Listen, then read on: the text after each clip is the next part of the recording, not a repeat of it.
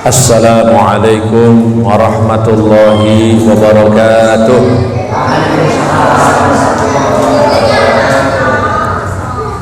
Bismillahirrahmanirrahim. Alhamdulillahi rabbil alamin.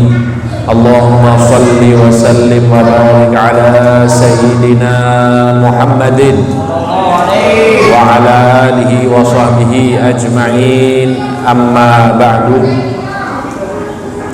Fahadratal muhtaramin, para alim, para ulama, para kiai, para sesepuh bini sepuh, para asatid, wabil khusus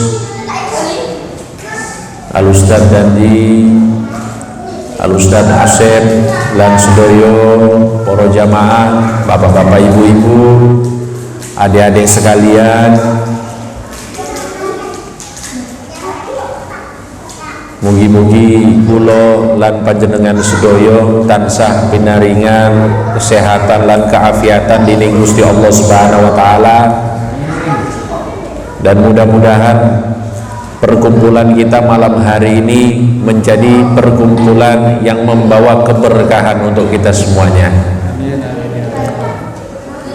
Para hadirin, bapak-bapak, ibu-ibu, tadi sudah sempat ditanya, ibu-ibu punya channel TV 10 di rumah? Pernah nonton TV 10? Biasa nonton Indosiar kalau ibu-ibu. Ibu-ibu ini SCTV Indosiar gak ibu-ibu? Alhamdulillah. Akhir-akhir ini nontonnya ada tambahan tontonan, debat capres cawapres gitu. Insyaallah pertemuan kita malam hari ini mudah-mudahan bapak-bapak, ibu-ibu menjadi sebab kehidupan kita, baik dalam menjalin hubungan dengan Allah Subhanahu wa taala dan hubungan dengan sesama makhluknya Allah.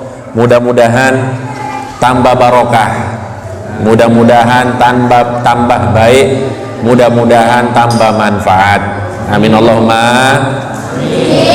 Para hadirin yang dirahmati Allah, ini silahkan buku kopiannya dibuka, bagian yang tulisan Latin mawon dari Bismillahirrahmanirrahim. Ini kalau saya tanya, pengajian terakhir itu tentang apa ibu-ibu? Tentang apa bapak-bapak? Pengajian terakhir dah hilang ya. Soalnya kemarin libur, satu selapanan libur makanya agak lupa. Jadi kemarin itu kita bahas tentang rukun Islam. Nama badan rukun Islam. Makanya insya Allah pada kesempatan ini kita akan membahas rukun ihsan insya Allah. Tapi sebelumnya, sebagaimana yang sudah menjadi kebiasaan kita, sebelum pengajian kita akan baca nadhaman ini secara bersama-sama. Tapi sebelumnya mari sama-sama kita kirimkan surat Al-Fatihah sebagai hadiah untuk pengarang nazam ini, Simbah Yai Nawawi Abdul Aziz, Yogyakarta. Kita kirimkan hadiah surat Al-Fatihah untuk beliau, dan mudah-mudahan bisa menjadi sebab ilmu yang kita pelajari menjadi ilmu yang manfaat, yang bisa kita amalkan dalam kehidupan kita, dan mudah-mudahan diterima oleh Allah Subhanahu wa taala. Ala hadhihi niyyah wa likulli niyatin salihah wa ila hadratin Nabi Muhammad sallallahu alaihi wasallam sirril Fatihah.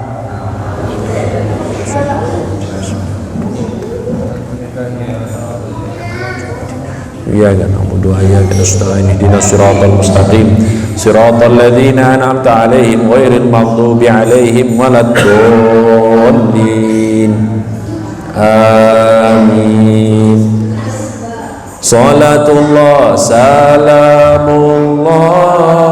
ala toha rasulillah. Salatullah salamullah ala yasin habibillah, ala yasin habibillah. Salatullah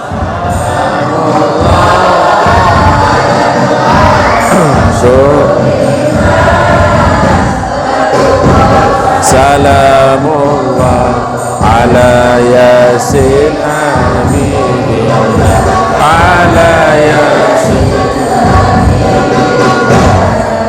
Mugi Allah paring rahmat salam ing nabi pungkasan, nuli keluarga sahabat lan anggota malam Selasa, lan anggota malam Selasa. Salatullah salamullah ala rasulillah, salamullah ala yasin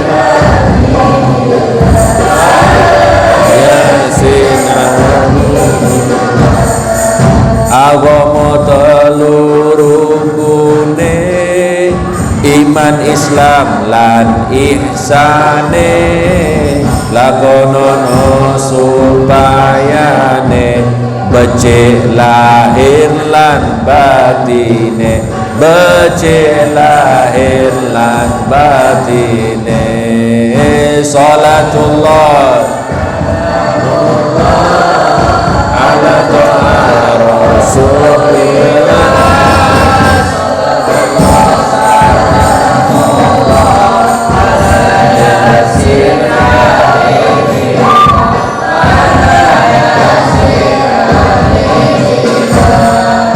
nemwarna rukune iman, siji iman marang Allah, loro iman malaikat, telu iman kitab Allah, telu iman kitab Allah, papat iman para rasul, limo iman dino akhir, enam iman marang pesten, Allah bagus saking Allah, Allah bagus saking Allah. Salatullah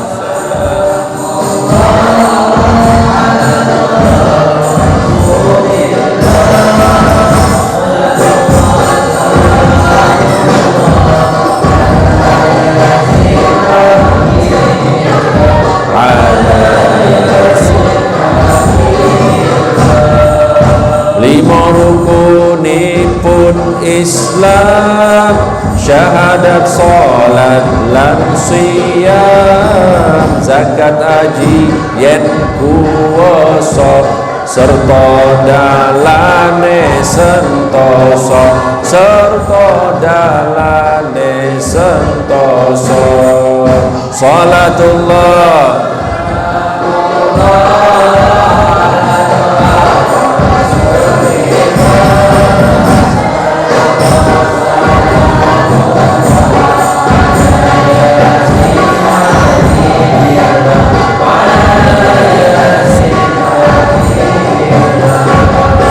ihsaniku lakon bagus, tepos liro ra kementus, atine ikhlas lan lurus, pangucape sarwa alus, pangucape sarwa alus, nyembah marang Allah nyoto, kaya weru kasat mata, ra orane kudu rasa, Allah iku tansah pirsa, Allah iku tansah pirsa. Salatullah salamullah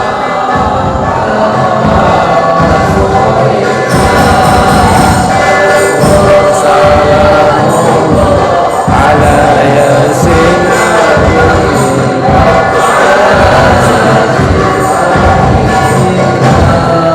salatullah salamullah ala rasulillah.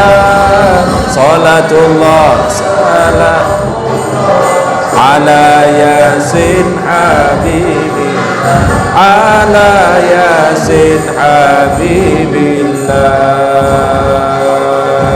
Sallu ala nabi Muhammad. Alhamdulillah, para hadirin yang dirahmati Allah.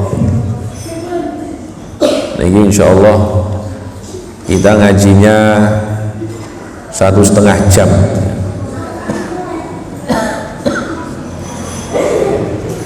Kelamaan bu ya. Insyaallah singkat mawon ya.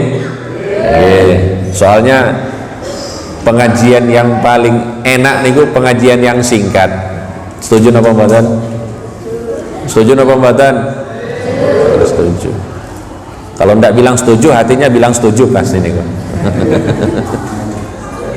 Alhamdulillah, para hadirin bapak-bapak ibu-ibu yang dirahmati Allah, di sini kita semuanya diajarkan oleh beliau Mbah Nawawi Abdul Aziz dari Ngrukem, Bantul, Yogyakarta. Beliau menyampaikan kepada kita tentang rukun ihsan. Sebelumnya kita sudah mengkaji tentang rukun iman dan rukun Islam. Rukun iman berkaitan dengan keyakinan. Rukun Islam berkaitan dengan ibadah lahiriah. Rukun ihsan itu bagaimana keyakinan kita itu bagus dan bagaimana ibadah kita bagus dan bagaimana hubungan kita dengan sesama manusia juga bagus. Itu namanya ihsan. Ngaten nggih? Jadi ihsan itu intinya bagaimana orang itu jadi bagus. Kalau dalam bahasa Arab dikenal dengan muhsin. Muhsin itu artinya orang yang memiliki kepribadian, memiliki hati, memiliki ucapan, memiliki perbuatan yang bagus. Itu namanya muhsin. Bagaimana kita itu bisa menjadi muhsin? Nah, di sini sebagiannya dijelaskan kepada kita. Ihsan iku lakon bagus. Jadi perbuatannya harus nopo bagus. Ini berkaitan dengan siapa? Berkaitan dengan hubungan kita dengan sesama manusia. Halo.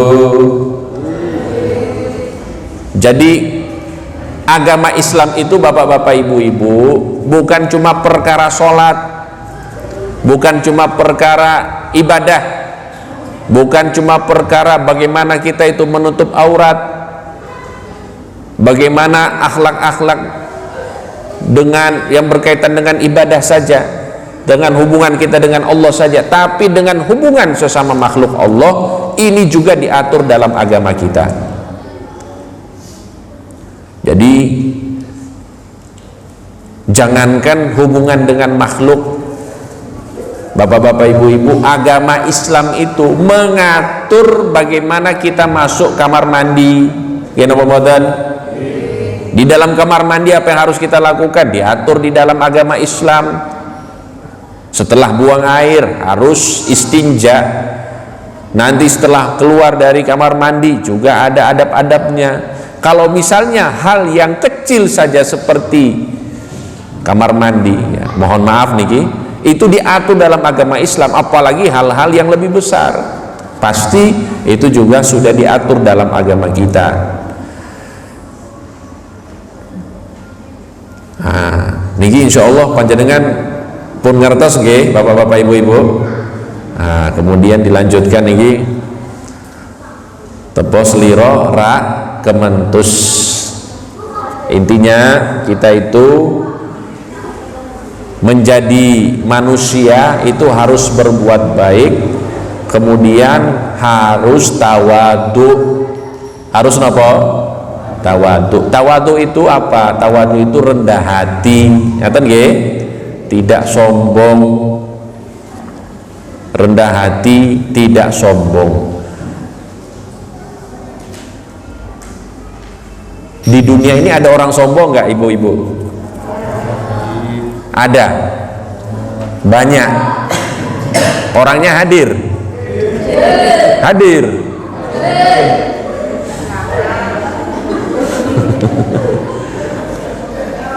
Orang sombong ada enggak? Ada. Saya tanya, orang sombong itu kenapa? Kenapa seseorang itu bisa sombong? Apa yang menyebabkan orang itu jadi sombong? Ayo. Kenapa? Sugih. Oh, karena kaya. Oh, masya Allah. Tak kasih tisu. Pinter anaknya, masya Allah. Anak siapa nih? Oh, Ibu Lis, masya Allah. Anak soleh, amin. Jadi orang itu sombong bisa karena kaya, bisa karena pinter, bisa karena memiliki jabatan, bisa karena nasab, bisa karena nasib. Ya, ngomong nggih. Intinya ketika orang itu memiliki kelebihan, orang itu berpotensi menjadi sombong. Orang yang memiliki kelebihan di atas rata-rata itu memiliki potensi jadi sombong. Tapi dalam agama Islam itu diatur, meskipun Anda memiliki kelebihan, Anda tidak boleh sombong. Tidak boleh sombong, harus tawadhu, harus rendah hati. Rendah hati itu penting, bapak-bapak, ibu-ibu. Karena begini saya jelaskan. Kalau kita itu sombong kepada orang lain, kita itu sudah dapat ancaman dari Kanjeng Nabi Muhammad sallallahu alaihi wasallam bahwa tidak mungkin ada orang sombong masuk ke dalam surga. Na'udzubillahimin. Tidak mungkin, alias mustahil. Ada orang sombong masuk ke dalam surga, mustahil. Jadi apa? Kesombongan ini harus kita lawan, meskipun kita memiliki kelebihan. Ngaten nggih? Nah, sombong itu apa? Kata Kanjeng Nabi dua. Sombong itu ciri-cirinya ada dua. Yang pertama, batarul haqqi. Sombong itu menolak kebenaran. Allahumma sholli ala Muhammad. Sombong itu menolak kebenaran. Bapak-bapak, ibu-ibu, jenengan pernah tidak dinasehati sama anaknya sendiri? Pernah tidak? Pernah dinasehati oleh anak sendiri? Pernah? Pasti pernah nggih? Pertanyaan, nasihatnya itu diterima atau ditolak? Jujur. Diterima atau ditolak? Kadang-kadang diterima, seringkali ditolak. Kamu anak kecil kok mengajari orang tua. Niki sombong, bapak-bapak, ibu-ibu. Niki apa?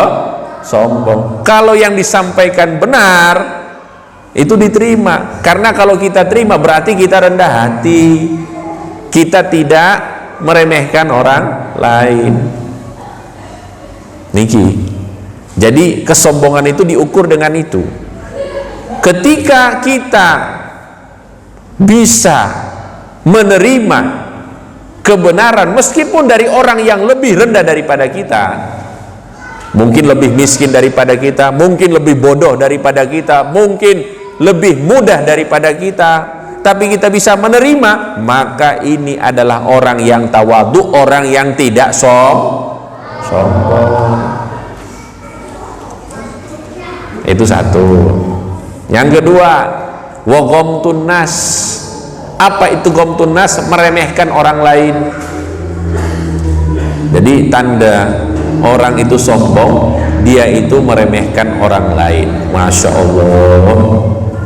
Bapak-bapak ibu-ibu, kalau kita niki jujur-jujur ya, bapak-bapak ibu-ibu, kalau jujur sekarang, jenengan sekarang di dalam hati jenengan itu merasa tidak ada orang yang lebih rendah dari jenengan. Jujur, ada atau tidak? Ada atau tidak? Kalau perasaan itu ada, berarti kita sombong. Wah, repot nih, repot ya. Nah, repot. Jadi kalau ada perasaan kita itu lebih daripada yang lain, itu namanya apa? Sombong. Ini repot. Allahumma sholli ala Muhammad. Nah, terus bagaimana ini? Kita, kalau ibu-ibu misalnya wajahnya cantik, bapak-bapak ganteng, kaya, pinter, punya jabatan, punya kelebihan, bagaimana caranya supaya tidak sombong? Bagaimana caranya supaya tidak merasa lebih daripada yang lain? Bagaimana caranya bisa menerima kebenaran meskipun dari orang yang ada di bawah kita? Bagaimana caranya? Jawabannya, bapak-bapak ibu-ibu, karena berhubung ini sudah mau jam 10, banyak dari poro jamaah bapak-bapak ibu-ibu yang sering melihat jam, padahal jamnya di sana. Caranya seperti apa? Caranya supaya kita itu bisa menekan kesombongan dari diri kita, disebutkan oleh para ulama dengan selalu melihat kekurangan diri dan melihat kelebihan orang. Niku caranya supaya tidak sombong, bapak-bapak ibu-ibu, supaya jadi orang yang tawadhu, supaya jadi orang yang muhsin, yang baik, yang memiliki rukun ihsan. Itu caranya seperti itu, melihat kekurangan diri dan melihat kelebihan orang lain. Itu karena begini, apa bahasanya nih, orang itu meskipun memiliki banyak kelebihan pasti punya kekurangan. Orang itu meskipun banyak kekurangan pasti ada kelebihan. Niki poinnya di situ. Wow, masya Allah niki, ada orangnya alim, ada orangnya kaya, orangnya punya jabatan, orangnya fisiknya bagus, orangnya baik sama setiap orang. Masya Allah. Apakah dia dengan semua itu sempurna? Tidak. Namanya manusia pasti ada kekurangan. Nah, kalau kita dalam posisi itu bagaimana? Meskipun kita sudah memiliki banyak kelebihan, tetap kita melihat kekurangan diri kita. Kemudian ketika kita memandang orang lain, mungkin dia banyak kurang 1, 2, 3, tapi jangan lihat kekurangannya, lihat kelebihan orang-orang tersebut. Ngaten nggih? Niki kita saged diamalkan apa mboten niki? Pun ngertos napa dereng? Sampun napa dereng? Butuh contoh? Tak kasih contoh nggih. Saya kasih contoh insyaallah. Misalnya bapak-bapak ibu-ibu, jenengan misalnya umurnya ketemu dengan orang yang lebih mudah dari jenengan. Allahumma sholli ala Muhammad. Ketemu dengan orang yang lebih mudah dari jenengan, pastikan kita merasa lebih. Gini apa nggih? Merasa lebih. Saya lebih tua, ini anak muda. Bagaimana supaya kita tidak sombong dengan kelebihan kita? Caranya kita melihat bahwa diri kita ini sudah tua. Orang yang sudah tua itu biasanya sudah melakukan banyak dosa, nggih napa nggih? Sedangkan anak muda itu umurnya masih sedikit, dosanya juga masih nopo sedikit. Lebih bagus mana, saya atau dia? Orang tua atau anak muda? Anak muda, karena anak muda biasanya dosanya lebih sedikit daripada nopo orang tua. Ngaten nggih? Ini kalau kita posisinya sebagai orang tua, ketika memandang anak muda kita lihat di situ. Saya ini sudah tua, dosa saya banyak, sedangkan dia masih muda, dosanya masih sedikit. Allahumma sholli ala Muhammad. Niki. Sekarang bapak-bapak ibu-ibu, jenengan muda, jenengan yang muda melihat orang tua,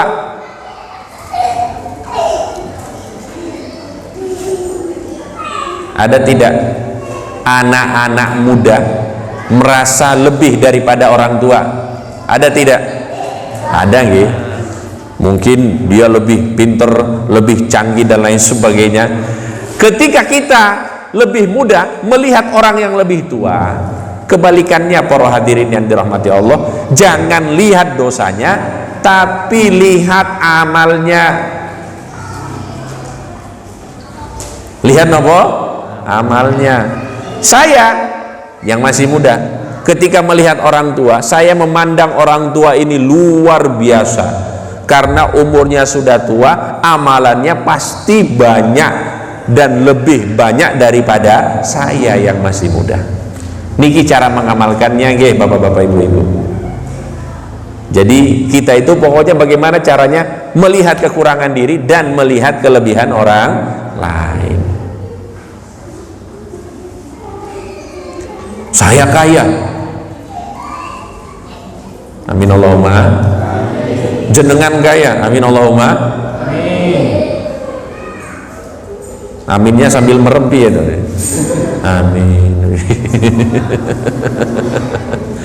Ye, misalnya nih kita kaya, mohon maaf ketemu tukang becak, biasa kan, wah saya ini kerjanya di kantor, saya ini usahanya bagus, saya punya toko, saya punya usaha, saya punya karyawan. Ketika ketemu dengan tukang becak biasanya merasa lebih daripada tukang becak. Nggih napa nggih? Tapi kalau kita ingin tawadhu, ingin tidak sombong, lihatlah kelebihan si tukang becak dan lihatlah kekurangan kita. Halo, saya misalnya, saya orang kantoran, setiap hari pakai dasi, kerjanya di AC, ke kantor naik mobil, pulang naik mobil. Memang saya enak, tapi saya jangan lihat itu. Kalau saya ingin tawadhu, saya lihat saya lebih tukang beca ini lebih bagus daripada saya. Kok bisa? Ya iya, karena kalau saya misalnya saya bos perusahaan, bos-bos itu kan biasanya kurang sabaran nggih bapak-bapak ibu-ibu. Bos-bos itu kurang sabaran nggih napa mboten? Ini pekerjaan harus selesai sekarang. Kalau ada karyawannya ataupun bawahannya tidak kerja tepat waktu, biasanya bosnya marah-marah, nggih napa nggih? Tapi kalau tukang becak, masya Allah, nunggu penumpang niku berjam-jam, sabar. Lebih sabar mana saya sama tukang becak? Tukang becak nggih? Tukang becak niku masya Allah nunggu penumpang 1 jam 2 jam, sabar. Berarti tukang becak ini lebih baik daripada saya. Karena apa? Dia lebih sabar daripada saya. Ngaten nggih? Saya yang kerja di perusahaan dengan yang narik becak misalnya, mana yang lebih bagus? Ya tukang becak yang lebih bagus. Kok bisa? Iya, karena kalau saya yang kerjanya cuma di kantor, biasanya kesehatannya, kebugarannya masih kalah dengan tukang becak. Nggih napa nggih? Tukang becak narik nih sehat-sehat. Makanya apa? Kita melihat nopo kelebihan orang lain dan melihat kekurangan kita. Dengan demikian insya Allah kita akan menjadi orang-orang yang tawadu, orang-orang yang tidak sombong. Amin Allahumma. Nah, jadi itu bapak-bapak, ibu-ibu, orang sombong itu biasanya ada kelebihan yang membuatnya menjadi sombong. Oleh karena itu, ini saya tutup. Oleh karena itu, Allah sangat marah, Allah sangat murka ada orang miskin sombong. Halo, Allah benci sekali orang miskin kok sombong nih. Allah paling benci. Kalau orang kaya sombong, orang kaya sombong itu Allah benci. Tapi kalau ada orang miskin sombong, Allah lebih benci lagi. Kenapa? Biasanya orang itu kalau sombong karena ada nopo kelebihan. Ini orangnya kekurangan kok sombong. Yang mau disombongkan apa nih? Halo, kita tanya lagi. Nah, nonton nggih? Nah, makanya bapak-bapak, ibu-ibu, pelajaran malam hari ini, jadilah orang baik dan jangan sombong. Ini penting. Jangan sombong. Allah itu marah ketika ada hambanya yang sombong. Nah, bagian yang kedua ini saya baca mawon. Ini insya Allah pun paham sedoyo nggih. Atine ikhlas lan lurus dalam melakukan apapun harus lillahi nggih.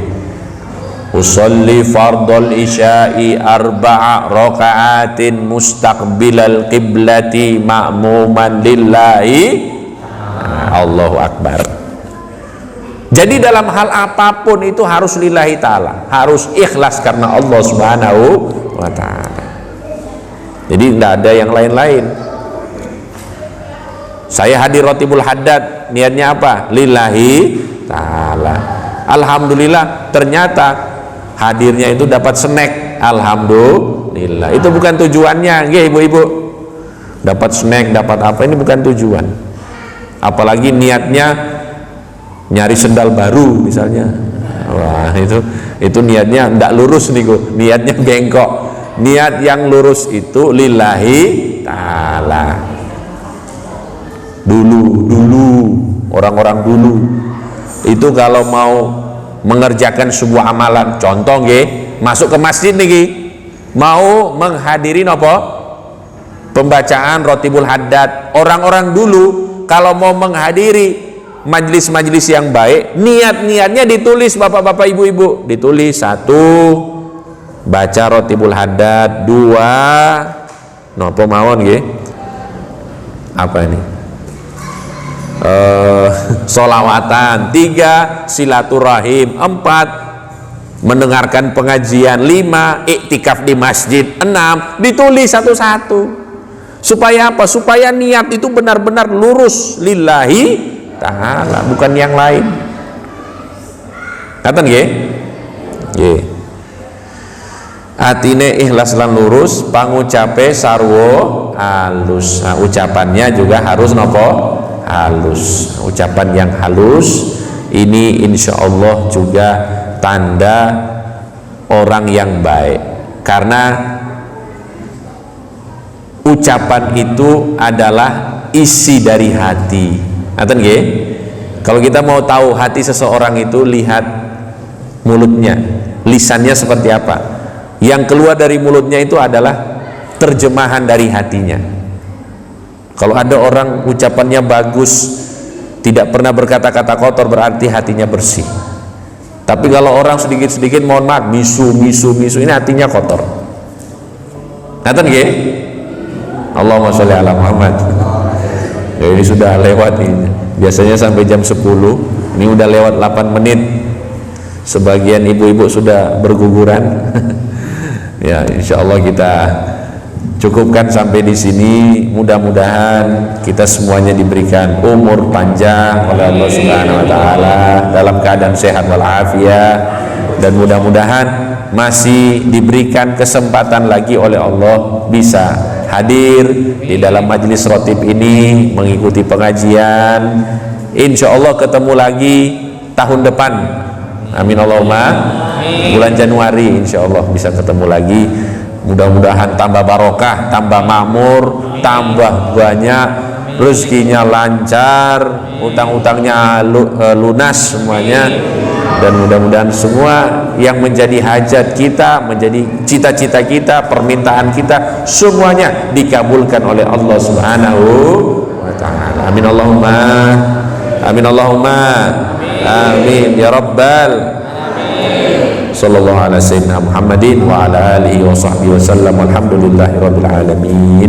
Wassalamu alaikum warahmatullahi wabarakatuh.